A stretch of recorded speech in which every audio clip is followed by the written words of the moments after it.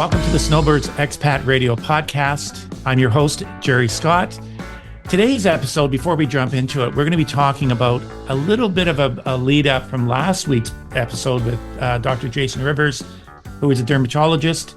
And what I learned on that podcast, the importance of obviously sunscreen and how I spent a lot of time out in the sun. And that's going to be a great segue when we talk to our guest today, which is Tommy Europe. But, you know, here's something that I did not know. I did know that Jimmy Buffett died of skin cancer, melanoma, but I wasn't aware that Bob Marley died of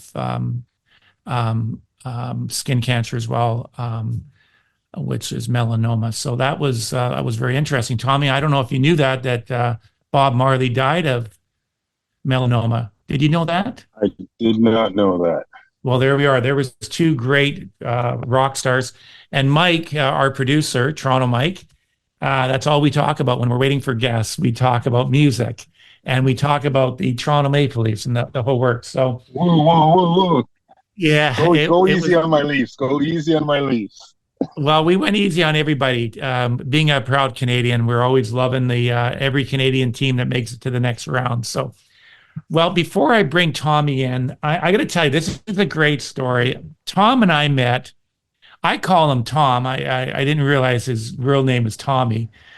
So I always know him as the adult. It is Tom. It is Tom. I know, Tom, Thomas, Tommy, all of the above. Okay. Well, this is a great story, and I've told this many times. Tom and I met in January 1994. And Tom had just played, I believe the previous year, he played 6 games with the BC Lions. He was a starter for 6 of those games. Maybe he was a starter for more than that. But Tom and I met, we both came into the financial service industry on January 1st, 1994. And we were in this training class together. And Tom and I became very good friends. And we were very fortunate to be able to keep in touch at different times. And I would run into Tommy and Tommy Tom, there's his new nickname. And we'd always run into each other. And I think we always had a little bit of we always had time for each other. And so I'm very excited to have Tommy on the show today to talk about, we talked about melanoma and all these snowbirds spending time in the sun and having problems later in life with melanoma, et cetera. And I wanted to bring Tommy on because Tommy's career has taken him to a lot of very different different avenues, maybe acting, stuntman work, fitness training. Tommy is a fitness guru in Canada here, very well renowned when it comes to the training. And I wanted to make sure that Tommy came on our show and share his 10 tips when it comes to snowbirds, active snowbirds down south, or even up here in Canada. So, my friend, welcome to the Snowbirds Expat Radio Podcast. This is really geared towards, well, everybody who's getting older and needs to be in shape. Welcome. Including myself. Thank you. No, thanks for having me on. Jerry, it's 94. That is true. With good old Lee leading the way. And we had some, was it Ray Strong was there? I remember there was Ida. Who else is in our group? I remember, I don't remember too many of the people because all I remember, Tom, is we had Lee Leverage was the regional manager, trainer, and he made a comment. Everybody was asking these really technical questions, and maybe Tommy and I were just the personalities in the room. We realized that it was about relationships from day one, and all these really bright people, lawyers, accountants, everybody that was trying to come into our industry at the time. We're asking questions about what's the minimum you can make, what's the maximum you can make. Are you going to be working weekends? You know, what can I expect? And I remember Lee Leverage looking around the room, and I have this big grin on my face. And Lee says, I'm going to be honest with you guys. If we've got 2 of you in this class after 5 years, or you're still going to be in the industry after 5 years, we're going to consider this to be a successful class. And of course, I had this big grin on my face, and Lee Leverage asked me, well, hey, what's so funny? Or what are you thinking? And I made a comment, really, a cocky comment. Hopefully I can say that on air. I said, I'm just wondering who the other person's going to be. So there's some arrogance on my part. Confidence, confidence. Confidence. You're right. When you're young, it's the cockiness, and then as you get older, it's confidence. So, my good friend Tom Europe never lacks confidence, being a professional athlete. So, before we go into these tips for snowbirds, active snowbirds, tell us a little bit about. I know Tommy came from Ontario, so tell us more about yourself and your professional career, and what are you doing today? Well, I'm from Toronto, grew up in Toronto, and obviously I was playing professional football. I got drafted by the BC Lions in '93, and I can remember at some point during that season, I ran into Rod, rest RIP, and he said, "So what are you going to do in the off season?" I was like, "I don't know. I might go back to Toronto. I might mess around." He's like, "Why don't you come check out Investors Group?" So that was my foray into Investors Group. So I think I was there for the 3 remaining years that I was in BC, and then I stepped away because I went down to the NFL for half a year in New Orleans in '97, and then when I got released, like halfway through the season, I came up, finished in Montreal, and then when I went to Winnipeg, I jumped back in the industry with Rice Financial. Spent 5 years over there, then decided I didn't want to wear a suit every day. So enter physical fitness and training. And I've been training since I was in the 11th grade. So that's, as far as physical fitness, that was my kind of foray, something I enjoyed to do, something that allowed me longevity, obviously to play 11 years in the Canadian Football League, which is a long time. So fitness was basically the backdrop and backbone of everything that I've done. Played 11 years, got into full-time training. I ran a couple of successful reality television shows, fitness television shows. One of them was The Last 10 Pounds Boot Camp. Do your last 10 pounds. And Bulging Brides, which probably wouldn't have flown in this day and age, but it is what it was. That was the onset of reality TV, which got me known Canada, like nationwide, also through the States. And through the same time as I was doing the training and coaching, I was also getting into film and television as a stunt performer and actor. And to this day, I'm still going between the two, between fitness and film. And it's really been a perfect match for me.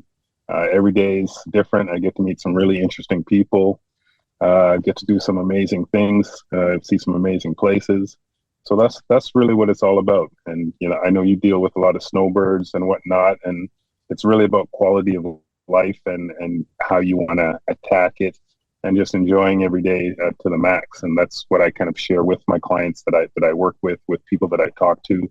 And it's just one of the things, you're constantly learning new things when it comes to health and fitness, and there's always new ideas and protocols that kind of come out, and you see, you take what works for you and leave the rest. And that's basically where I am now. Got 2 daughters as well, married with 2 children, 13 and 14-year-old. So I'm in the easy part of their life. Yeah. Is there such a thing? Did you say 2 girls and you mentioned easy? I did. You know what? It's you got to put out there what you want, right? Yeah, so true. That's what I'm doing. Well, we just have the one daughter, Chelsea, who is now 33, mother of 2, and she's a wonderful mother and very fit, works out 6 days a week, real runner. And this list, this is half the family, half the Scott household follows these incredible tips, but the big guy, the big kahuna here, needs to kind of get back on the program. So I'm hoping that after this podcast, Tommy is going to start to really get me involved in this. So let's get into it, Tom. Your top 10 tips for these active snowbirds, and we're talking about people. The more and more people that I talk to my age that are going down south, enjoying the warmer weather. I mean, they're playing pickleball, they're playing golf, we're riding bikes more than ever. So it's a very active demographic that we're involved with. But it's so true. When I go through this list, These are a lot of obvious things. So let's start with number one. I'm going to read them out, and Tommy can expand on his expertise and what we should be following. So the very first thing that Tommy put on his list is start with a proper warm-up. Crucial. And the older you get, the more important it is. When I was younger, I could just jump into different exercises and not think twice about it. But ultimately, at some point, something bad will happen. And obviously, you don't want to get hurt, especially as you start to age. I'm 54 now as well. So when I'm going to go to the gym, if I'm going to do any type of activity, just a gradual warm up. And what you're really trying to do is get the blood flowing, get your muscles kind of warm, softly mimic the activities that you're going to be jumping into. So if you're golfing, could be nice, gentle twists from side to side, that more dynamic stretching, which is basically stretching in motion, as opposed to static stretching, which is best done after exercises. And that's the stretch and hold for a predetermined amount of time, anywhere between 30 seconds and a minute. Those are best done after exercise. But dynamic stretching, it should definitely be part of everyone's warm-up. Could be involve things like planks, could be marching, could be a nice easy jog, could be a nice easy ride. And what you're getting blood flow, you're getting your body warm, motion is lotion, as the saying goes. So everything will feel so much better with a proper warm-up. With that increased blood flow, it adds to your flexibility and mobility. And it's just something that I think everybody needs to incorporate into their daily activity. When we think about these two golfers, we think about Tiger Woods and how hard he works out and he warms up. And then you got John Daly. His idea of a warm up is a couple of Cokes and a couple of cigarettes. So, once again, be careful who your heroes are. So the next one you have, you say focus on mobility and flexibility. Yes. So flexibility is a little bit different than mobility. Mobility can be kind of strength related also, but it's just forcing your body, putting your body in positions where you're challenging its mobility. As we age, and you'll find people, it's one of two ways. They're either super active, they can go about their everyday activities, where there's golfing, hiking, tennis, pickleball, whatever it may be. And then you have the other segment of people that have stopped doing anything, and they're the ones you see the humpbacks and the hunches. They're walking different. They're walking stiff and slow. They're the ones that are more likely to fall and get hurt. And obviously, when you're falling, and if you're at an advanced age, chance of injury is extremely high.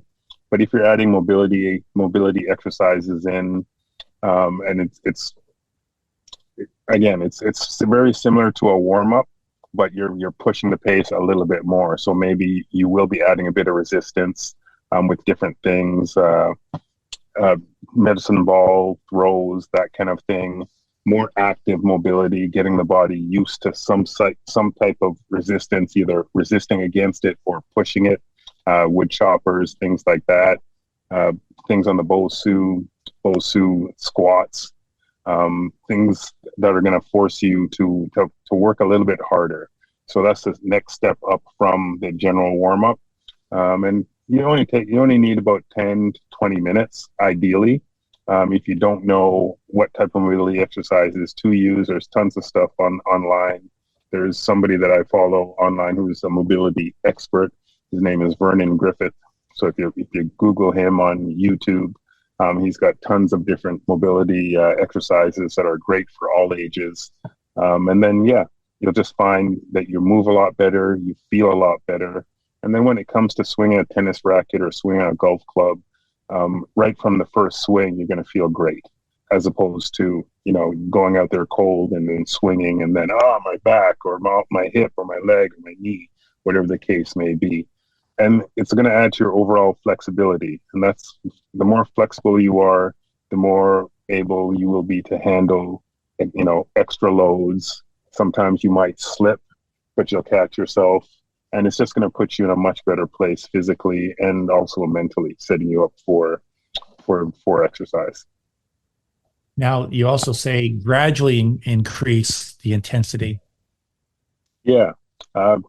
What I see sometimes with clients of all ages is they go try to do too much too fast, and not being, whether they see something online or they hear, one of their friends says, "Oh, you should try this exercise or that exercise."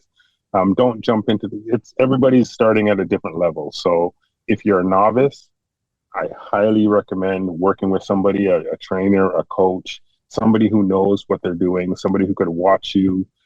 Group classes are great, but the problem with group classes is if you're in a class of any class size more than 5, so classes of 10 or 20, I can tell you from experience as a coach and instructor, it's very hard to monitor every single person and correct them on every single thing that they might not be doing right.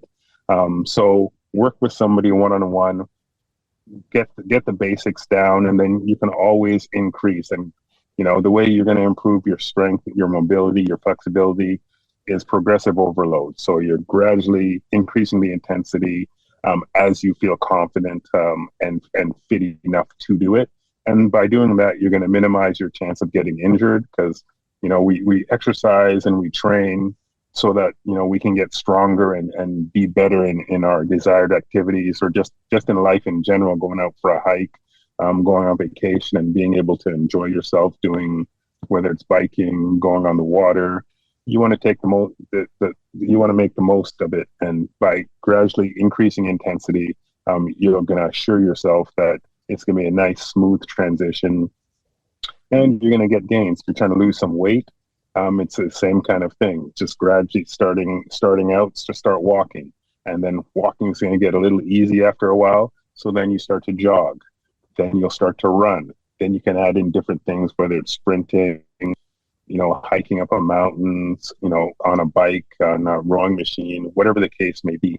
Just move up level by level by level. And that way you're going to have a lot more enjoyment, because the one thing that'll stop you from pushing yourself or doing any type of extracurricular activities is by doing something that your body's not ready for. You get hurt, and then I tried that and I got hurt. Well, you try to jump into the deep end instead of starting in the shallow end and gradually moving your way through. Before I go on to the next comment here, all I think of is these personalities, and I'll use myself. I'm all in. Let's go. And that's a great segue, because if you're all in and you haven't led up to that, well, then you're going to get injured or you're going to be sore. So the next tip you have, number 4 tip, is listen to your body. Definitely, your body is always going to talk to you, and I've gotten a lot better over the last number of years of listening to my body. Doing a workout, and then okay, I'm going to go for a ride later. And then, I'm getting ready for my ride, and I'll be feeling stiff, and my body will be saying, maybe you should just relax. Maybe you should just relax today. And, in the past, I wouldn't do it. And then, something will end up happening, and 9 times out of 10, you will end up getting hurt or pushing yourself past the point of, of effectiveness. And you kind of, 2 steps forward, 1 step back. If you want to press same kind of thing of progressive overload, your body's going to tell you exactly what it needs at times. Now, saying that, you have to know yourself, and if you're pushing yourself, then yes, listen to your body. But if you're on the beach or on the lawn chair having a beverage or two, and your body is telling you, well, maybe you should have some more, don't listen to that. Good point. There's 2 sides to it. There's the good guy and the bad guy. Yeah, don't listen to the voices in your head too. I'm sure that's somewhere in there as well. So you also tip number 5 is prioritize strength training. Yes. It's something that, I'm too old for this or I'm too old for that. No, the older you are, the more important and more imperative it is to strength train. Because we do lose muscle mass over time, past 40, if you don't do anything about it. But if you're progressively adding strength training to your routine, you're going to continue to keep strong, keep as much muscle as possible, so that in the later years, things are going to move a lot better. And yes, it is harder to put on muscle mass as you age, but provided that you're constantly going, and if you don't stop, like you were saying, you're all in. So an all or none approach isn't isn't a great one. An approach of just, as again, progressively pushing the pace, and again, working with a personal trainer or strength coach is going to be your best bet, so that you're doing the right exercises for your level, for whatever your activities are. You want to enhance how you perform in your given activities. So make sure you're adding different things and different modalities to help you progress along that. And strength training for women is especially crucial, because sometimes, I shouldn't lift these weights. It's like everybody should be lifting weights at some point. Everybody can gain from it. But again, it's doing the things that are right for you. One of the things that when I'm usually in a private gym, but when I do venture into public gyms, it's astonishing to me when I see the older populations in the gym lifting incorrectly or doing things. I'll see them look, and they're looking at what somebody's doing, and then they'll go mimic the same thing. That's a recipe for disaster. So learn it the right way. Go work with a trainer. And it's not saying you have to be with a trainer every day. You might start off working with a trainer a couple times a week, and then it might be once a month or something as you get more proficient in what you're doing. And the best thing you can do if you have a question about any type of exercise that you see or think will be good for you, ask a question. Ask somebody. If you're in a gym, ask one of the trainers that are there, hey, what's this exercise for? Or can you take a look at my form on this and let me know if I'm doing this right? Nobody's going to say no. And it's going to be education for yourself so that you can do the right things, feeling there's a huge mind-muscle connection. So thinking about what you're doing as you're going through the exercise, feeling the muscles that you're intending to use. If you're doing squats and you're not feeling it in your legs, you're feeling it in your back, something is going wrong there. So my huge mind-muscle connection. Strength training is huge. Compound movements. Stay off machines as much as you can. Functional lifting is better long term, especially if you're an able-bodied person. Obviously, if you have some limitations, then yes, the machines where you're sitting in a machine and pushing or pulling or whatever the case may be might be the best option for you. But definitely seek the right advice so that you can take the most out of the exercise and the activity. Tommy, there's a lot of trainers out there. How do people know that they're getting a qualified trainer? Ask around. Take a look around at people. I mean, everybody has qualifications. Like most trainers, it's just like lawyers. Every lawyer has passed the bar. But you have good lawyers, you have bad lawyers. And sometimes when you're working with somebody, they may be a good trainer, but they may not be the right one for you. You'll know just by, obviously, results speak louder than words. You can see a trainer's clientele. If you're working with a trainer and they are doing this as you're doing exercises on their phone, checking things like that, that is not a good trainer. Yeah. Your trainer should be watching what you're doing, correcting you, and just have your best interest at heart. And that sometimes you might not get the right one on the first try or the second try, but you will on the third try. If you go see a bad doctor, what are you going to do? Stop seeing doctors? No, you're going to go get another one until you get the right one. And it's no different when it comes to a personal trainer, fitness coach. Dollar-wise can be, there's trainers that will charge you, $50 an hour. There's trainers that will charge you $200 an hour. That doesn't necessarily mean that the $200 an hour trainer is better. They could be, but it's just one of those things. Like, just take a look, do some research into what they're doing. And then if you're getting results and you're liking how you're coming along, because it's very much like in the financial services industry, it's about relationships. And it's knowing your personnel, knowing the people that you're working with, and just making sure that they have your best interests at heart, and you're making progressive gains, and they're there and keeping you accountable. Yeah, it makes a lot of sense. It sure does. Well, you're getting me pretty excited, Tommy. Are you available right after the show for my first workout? Because I know we're not that far away. I think you're maybe 10 minutes away from our house. So I'll tell you, this is going somewhere. I can hook you up. I can hook you up, Jerry. Yeah, this is going somewhere. Today's podcast, I'll tell you. Just like last podcast, I learned so much about being in the sun, and we talked about the people that really that told you most about burning were your moms and your wives, and they were always the last one to put suntan lotion on. But in my case, my wife does do a lot of running on the beach in Maui, and she's very, very disciplined when it comes to running, fitness. The amount of sunscreen that's now on the seat in the Jeep that's now turning purple. My wife is very disciplined. So the other one, it's called prioritizing recovery. Yes, recovery is huge.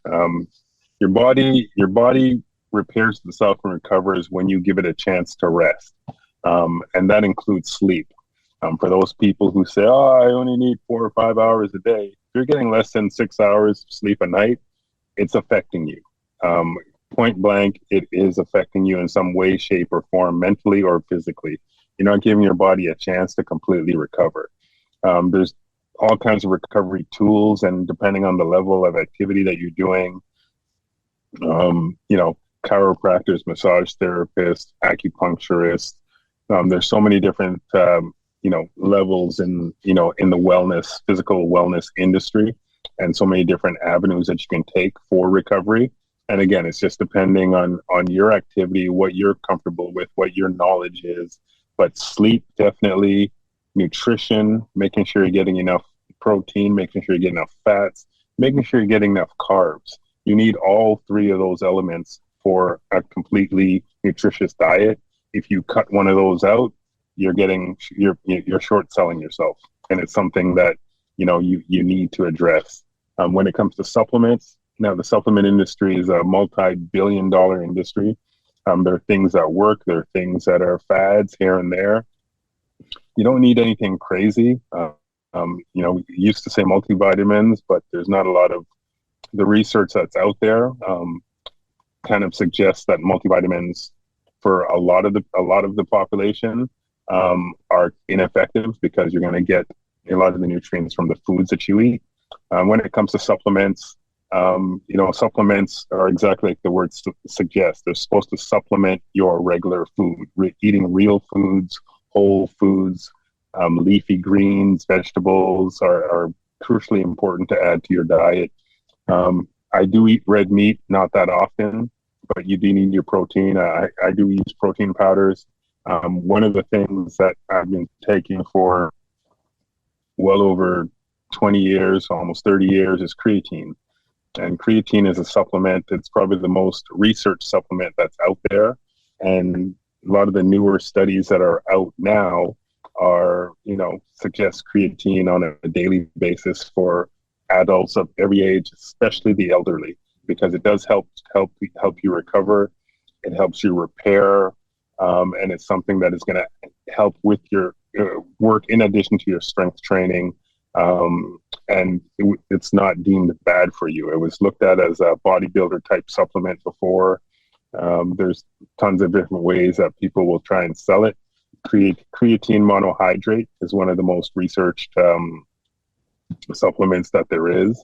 So it has been proven safe and effective in men, women, kids even, that are exercising and pushing themselves just on that recovery mode. So you can find tons of information on creatine if you just Google it. And it's just something that, my mom, she's 79, and I've started to introduce that in her diet as well, just to kind of stave off that muscle loss that will come with as we age. And she's working out, she's doing things, lifting weights, doing body weight type exercises, and it's just overall going to help you in your overall recovery.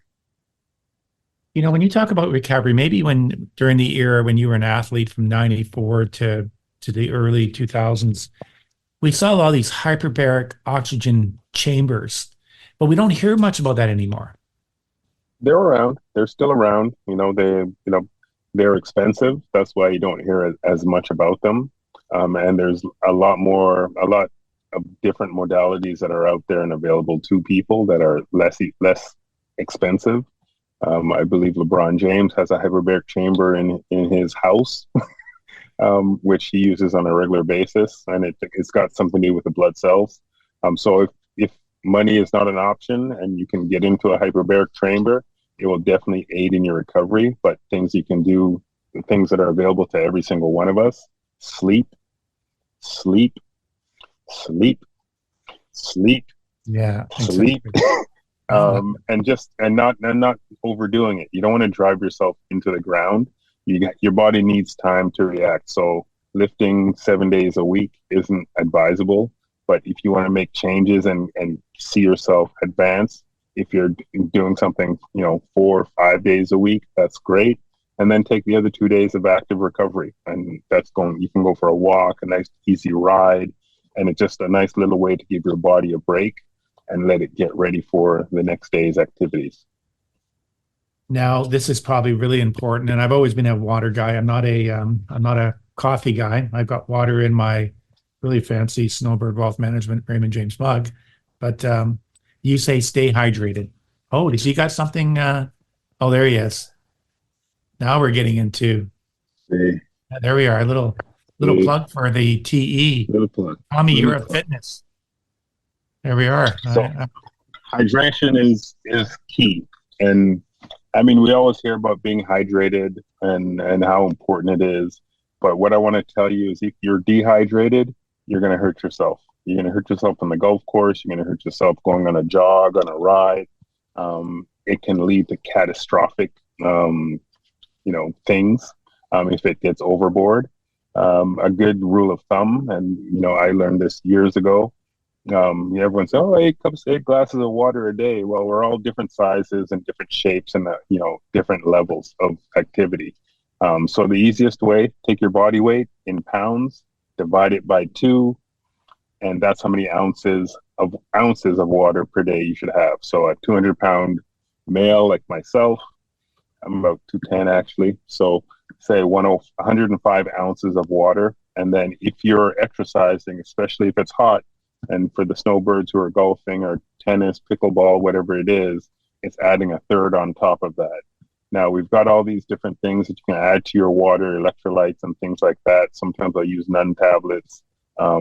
Sometimes I'll use sea salts, simple sea salts. Put those in the water to kind of, so you're not losing it all immediately. But what it's going to do is it will be used by your body. It's going to regulate your temperature. Prevent you from overheating and prevent you from gassing out. And it's one of those things that water is very, very important to add to your system.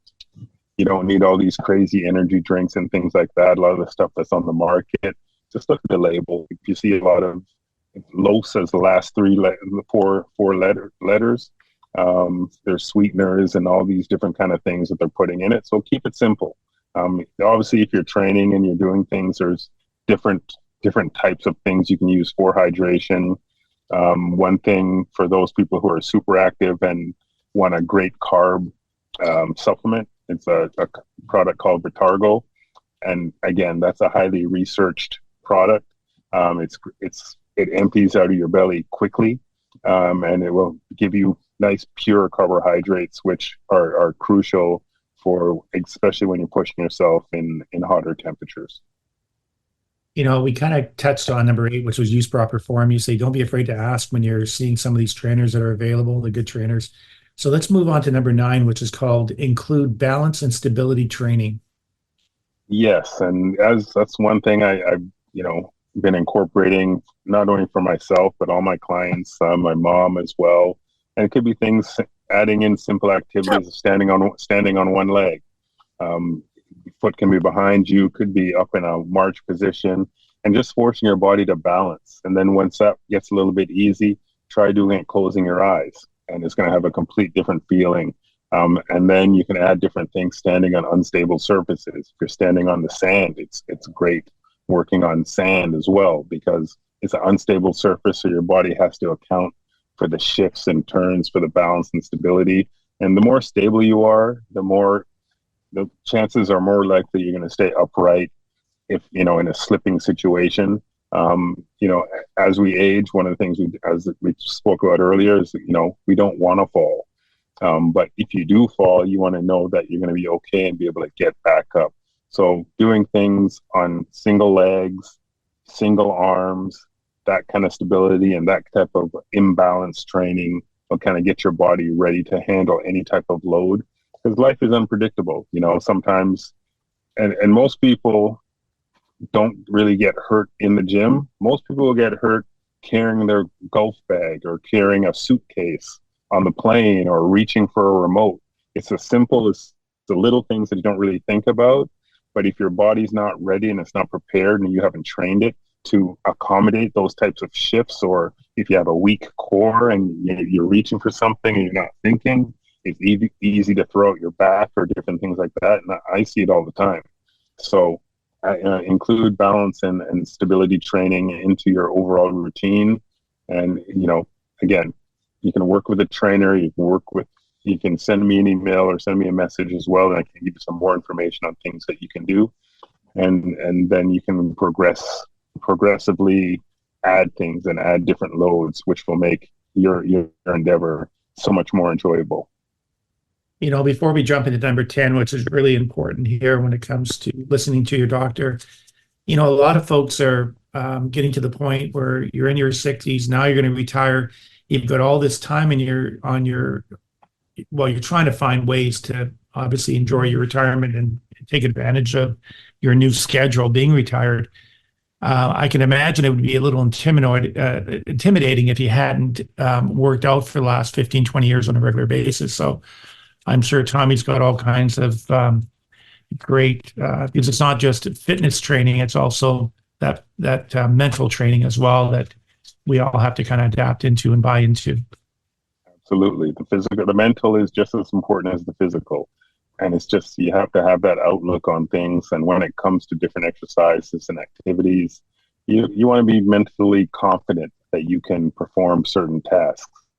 And if you're mentally confident and physically competent, the sky's the limit for what you can do and what you can achieve when it comes to different activities, and just enjoying your life and doing whatever activities it is that you want to do.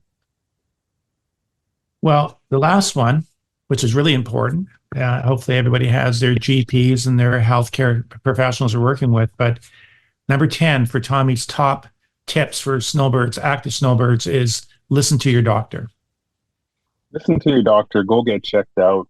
There's, people that I know in their 60s and 70s, and, hey, when's the last time you've been to the doctor? That's one of my first questions when I work with people. A year or two. Things happen. Things that are preventative. There's so many things that are preventative. So if you do go for your yearly checkup, and I'm not just talking, your heart rate and blood pressure and things like that. Go for a full diagnostic. I mean, everybody who has a car, you're going to go to that dealership or mechanic a couple times a year to, make sure your car is okay. Well, your body is way more important than your car. Your body is the machine that helps you move around. And the more you take care of your body, the more your body's going to take care of you. So you go see your physicians, GPs, it could be specialists, depending on your scenario and situation, so that you know what you're dealing with. You know what roadblocks might be ahead. You can be proactive and get a step ahead of the game, so that nothing, again, life is full of surprises. Things happen, things, that aren't expected pop up. But why not be proactive about it and just make sure that you've got a good bill of health.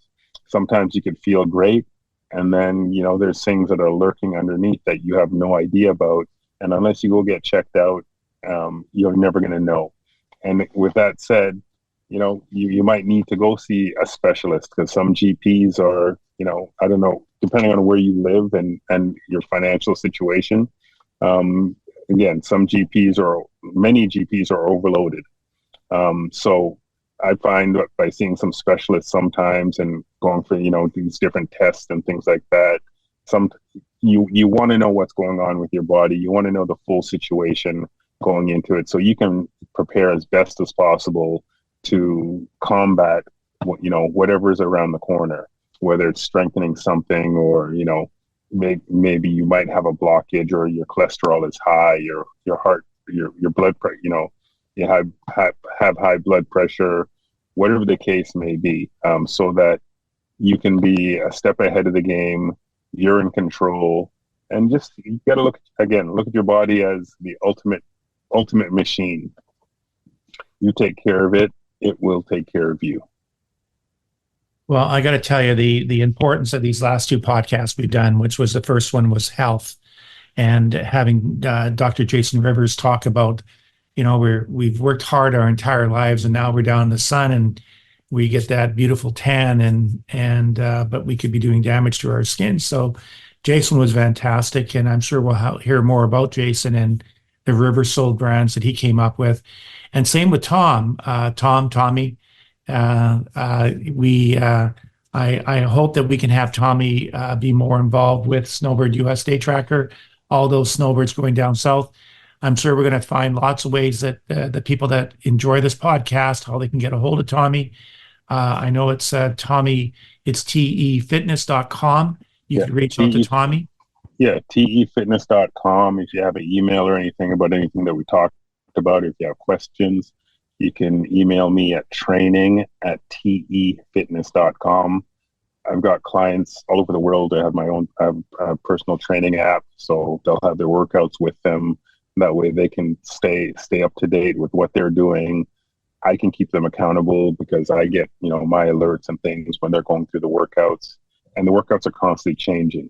And adding as much variety to your routine as possible is going to keep you entertained, not bored, and will keep you, gaining results and improving your functionality when it comes to whatever the activities that you're doing in the sun while you're following all the doctor's advice for the sun and blocking and, using your sunscreen and hats and those kind of things. Well, I've always told people that we always talk about immigration, we talk about tax, we talk about, and now we have an opportunity to talk about healthcare and fitness. So, Tommy, I really appreciate you doing this for us, and I hope that we can come up with a program that will be called the Snowbirds, Active Snowbirds Fitness Program. So you and I can work behind the scenes and do whatever we can to help improve. I've got an idea. We will call it, my company is Tommy Europe Fitness, but one of the things, I do a lot of keynote speaking as well, and I have my own philosophy. It's the SHRED training philosophy. SHRED is an acronym for strength, heart, resilience, efficiency, and discipline. And those 5 attributes are, forefront in every single success story. So we're going to call this the Snowbird SHRED. There we are. And we'll be looking for the hometown discount. Of course. Anyhow, Tommy, it's I always say we cross paths for reasons, and we wanted to take advantage of the most recent time we had a chance to sit down and talk about life. So I appreciate you coming on the show today. And I can never leave a podcast with saying the world is small, be kind to all. So Tommy Europe, thank you for all your time today. Thanks much, Jerry. And all snowbirds out there, enjoy yourself, be safe, be active, and have fun. Thank you.